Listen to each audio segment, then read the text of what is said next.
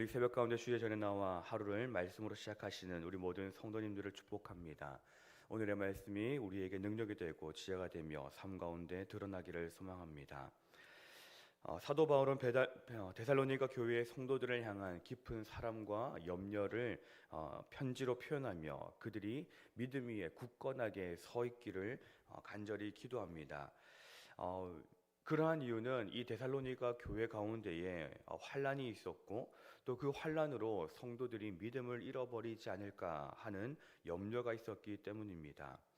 오늘 본문은 믿음 안에서 서로를 격려하고 하나님께 소망을 두며 우리의 믿음을 굳건히 해야 한다라는 교훈을 주고 있습니다. 오늘의 말씀을 통하여서 우리는 우리의 믿음이 흔들리지 않고 또한 굳건히 세워가기를 결단하는 그러한 신이 되기를 간절히 소망합니다. 앞서 말씀드린 대로 바울은 데살로니가 교회의 그 믿음의 상태를 염려하며 그들에게 편지를 했었습니다. 그리고 그들에게 디모데를 보냈었습니다. 그래서 1절과 2절에서는 이렇게 말합니다. 이러므로 우리가 참다 못하여 우리만 아덴에 머물기를 좋게 생각하고 우리 형제 곧 그리스도의 복음을 전하는 하나님의 일꾼인 디모데를 너희에게 보내노니. 바울에게 있어서 디모데는 단순한 동력자 그 이상의 의미를 가지고 있었습니다. 성도들의 믿음을 세우고 복음을 전하는 데 있어서 중요한 역할을 맡은 하나님의 일꾼이었습니다. 디모데는 이 데살로니가 교회 성도들에게 격려하였고 위로를 주었고 한 믿음을 확인하며 바울에게 그 소식을 전하는 다리의 역할을 했습니다. 디모데와 같은 이러한 동력자가 있다라는 것이 큰 은혜이지요. 바울이 직접 갈 수 없는 그러한 상황에서 성도들에게 가서 그들의 상태를 살피고 위로하고 믿음을 굳게 세우는 사명을 감당했기에 참으로 귀한 동력자였습니다. 우리도 삶 속에서 이 디모데와 같은 믿음의 동력자를 만날 때에 그것이 하나님의 선물인 줄 알고 감사해야 할 것입니다. 그리고 바로 그 믿음의 동력자, 하나님께서 허락하신 그 믿음의 동력자가 우리 신년의 모든 가족들입니다. 마음이 맞는 사람만, 자주 보는 사람만, 익숙한 사람만 동력자가 아니라 주님의 피값으로 부르시고 그리고 이 신년교회의 이 교회로 부르시고 한 공동체로 세워주신 우리 모두가 서로에게 믿음의 동력자임을 기억해야 합니다. 우리가 서로를 동력자로 생각하며 주님 안에서 하나가 되어 지어져 가는 우리 신년의 공동체가 되어야 할 것입니다. 바울이 디모데를 보내면서 이 데살로니가 교회와 성도들에게 관심을 가진 이유가 무엇일까요? 말씀드린 대로 교회가 마주하고 있는 환란이 있었고 또 그 문제로 인하여서 성도들이 믿음을 잃지 않을까 하는 염려 때문이었습니다. 믿음은 우리에게 있어서 가장 중요한 요소입니다.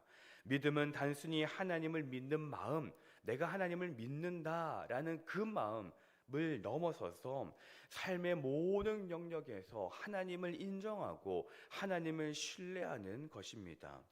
우리는 공동체 안에서 서로의 믿음을 세우는 일에 힘써야 합니다. 믿음의 공동체는 우리가 어려움을 이길 수 있도록 도와주며 서로를 위해 기도할 수 있고 격려함으로 믿음을 굳게 세우는 역할을 합니다. 올해 저희 교회는 마을을 건강히 세우려고 노력을 하고 있습니다. 마을을 조금 더 활성화시키고 마을을 조금 더 단단하게 하고자 하는 노력을 하고 있는 것이지요. 그리고 그 노력 중에 하나로서 지난 수요일 마을 지도자 수련회도 진행을 했었습니다. 그러나 마을을 세우는 것은 단순히 마을 지도자뿐만이 할 수 있는 것이 아닙니다. 그 마을과 사랑방에 속해 있는 성도 모두가 함께 해 나가는 것이지요. 2025년에는 바울처럼 우리 모두가 사랑으로 서로를 돌아보고 믿음 안에 굳게 서도록 격려하는 우리 신년의 가족들이 되기를 소망합니다. 그리하여 우리가 속해 있는 그 마을과 그 사랑방이 정말로 믿음 안에서 하나가 되고 하나님 안에서 하나가 되어서 함께 지어져 감을 경험하는 귀한 일들이 있기를 소망합니다. 디모데가 데살로니가 교회의 소식을 가지고 돌아왔을 때에 바울의 반응은 기쁨과 감사였습니다. 우리 6절에서 10절의 말씀을 같이 한번 읽어보겠습니다. 6절부터 10절의 말씀입니다. 지금은 디모데가 너희에게로부터 와서 너희 믿음과 사랑의 기쁜 소식을 우리에게 전하고 또 너희가 항상 우리를 잘 생각하여 우리가 너희를 간절히 보고자 함과 같이 너희도 우리를 간절히 보고자 한다 하니 이러므로 형제들아 우리가 모든 궁핍과 환난 가운데서 너희 믿음으로 말미암아 너희에게 위로를 받았노라. 그러므로 너희가 주 안에서 굳게 선즉 우리가 이제는 살리라. 우리가 우리 하나님 앞에서 너희로 말미암아 모든 기쁨으로 기뻐하니 너희를 위하여 능히 어떠한 감사로 하나님께 보답할까. 주야로 심히 간구함은 너희 얼굴을 보고 너희 믿음이 부족한 것을 보충하게 하려 함이라. 아멘. 그리고 이어서 이어서 말하는 것이 이것입니다. 여기서 말하는 것이 기뻐한다라는 것이지요. 어떠한 것으로 하나님께 그 감사를 보답할까라고 말하고 있는 것입니다. 디모데로부터 그 데살로니가 교회가 환난과 시련이 있었음에도 불구하고 믿음과 사랑으로 굳게 서 있다라는 그 소식을 들은 바울의 반응은 기쁨과 감사였습니다. 데살로니가 교회의 믿음이 바울에게 기쁨과 감사로 나타난 것을 보면서 믿음이라는 것은 단순히 개인적인 것이 아니다. 믿음은 개인을 넘어서서 공동체에게도 영향을 미친다라는 것을 알 수가 있습니다. 우리의 믿음이 다른 이들에게 위로와 기쁨과 감사가 될 수 있습니다. 지난 11월 달에 다니엘 기도회를 통하여서 많은 강사님들의 그러한 전하시는 말씀들을 함께 들었던 적이 있습니다. 그 이야기를 들어보면 대부분 참으로 어려운 시기를 보냈었습니다. 힘든 시기를 보냈었습니다. 그런데 그러한 어려운 힘든 시기를 보내면서도 그분들은 끝까지 믿음을 지켜냈었고 그리고 그 모든 것들을 통하여서 하나님께 영광을 돌렸던 것을 봅니다. 그런 것을 보면서 우리는 거기에 도전과 위로를 받고 힘을 낼 수 있는 것이지요. 우리가 마을에서 사랑방에서 여러 가지의 교제를 나눌 때에도 그러한 일들이 있지 않습니까? 힘들고 어렵지만은 그러나 우리가 가지고 우리의 그 공동체 안에서 나타나는 믿음을 통하여서 내가 위로를 받고 힘을 얻는 일들이 있지 않습니까? 반대로 우리가 믿음 안에 흔들릴 때는 어떠합니까? 우리를 붙들고 격려할 수 있는 것이지요. 사랑방에 있는 그 성도들의 그 우리 공동체의 마음을 통하여서 함께 말씀을 나누고 믿음을 나누면서 다시 한 번 더 하나님의 힘을 얻고 회복할 수 있는 것입니다. 믿음은 나만의 것이 아니지요. 믿음은 먼저는 나를 세우는 것이지만 그러나 그 믿음은 점점 커져 나가서 공동체를 세우게 되는 것입니다. 우리의 믿음은 어떠합니까? 우리가 믿음으로 살아갈 때 그 믿음은 다른 이들에게 영향을 끼치고 있는 믿음입니까? 바라기는 우리의 믿음이 우리 공동체에 선한 영향력을 끼치기를 소망합니다.